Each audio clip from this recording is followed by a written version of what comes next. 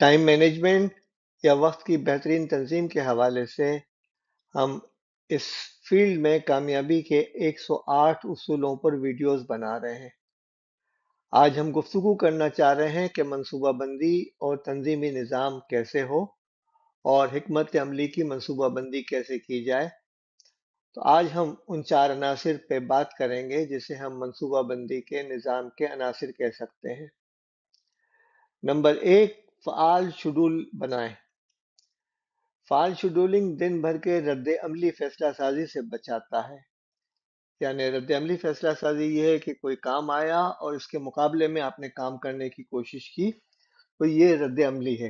लेकिन अगर आप पहले से काम कर लेते हैं, पहले से मंसूबाबंदी कर लेते हैं, तो फिर आपके काम जो है अकॉर्डिंग टू प्लान के मुताबिक होते हैं। तो आपके अहम कामों के लिए आपको मुनासिब वक्त मुख्तस करने में मौका मिलता है और आप आखिरी लम्हे की जल्दबाजी और तनाव और टेंशन से बच सकते हैं। नंबर दो, प्लानर इस्तेमाल करें। प्लानर भी कह सकते हैं, डायरी भी कह सकते हैं, या टू डू लिस्ट के आइटम भी कह सकते हैं, प्रोजेक्ट मैनेजमेंट की शीट भी कह सकते हैं। माइक्रोसॉफ्ट आउटलुक के अंदर भी ये चीज़ें मौजूद हैं। गूगल का टू डू कीप भी है। आई क्लाउड के अंदर भी ये सब चीज़ें मौजूद हैं। तो प्लानर इस्तेमाल करें। मुनज़्ज़म रहने के लिए फिजिकल या डिजिटल प्लानर इस्तेमाल करें।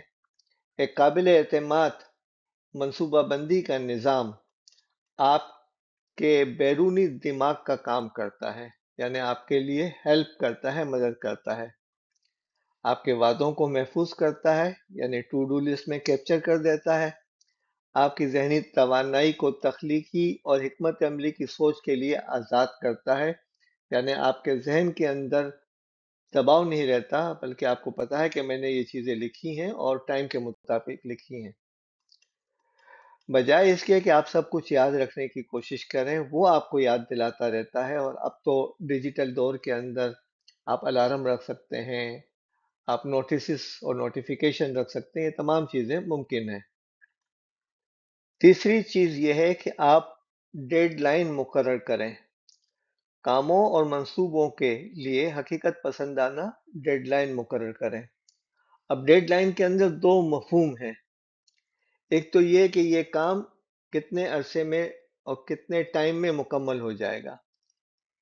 फर्ज करें कि आपने ये तय किया कि 2 घंटे में मुकम्मल हो जाएगा, तो आप 2 घंटे की बजाय 2.25 घंटे का टाइम दें उसे, और ये बताएं कि कब शुरू करना है और कब खत्म करना है, तब तो वो हो जाएगा। अगर आपने काम के लिए कोई डेडलाइन मुकर्रर नहीं की, तो वक्त की के साथ मसला ये है कि वक्त जो है वो काम को बहुत ख्याल रखता है, और काम जो है वो वक्त की निस्बत से फैलता रहता है। जितना वक्त मुयस्सर होगा, काम फैलता रहेगा। लिहाजा आप अपने ऊपर खुद डेडलाइन मुकर्रर करें। ये सेहतमंद दबाव पैदा करता है और कामों को दस्तयाब वक्त के मुताबिक फैलाने से रोकता है। ये आपको सरगर्मियों को मंतकी तरतीब में रखने और वसाइल को मुनासिब तरीके से तकसीम करने में मदद करता है।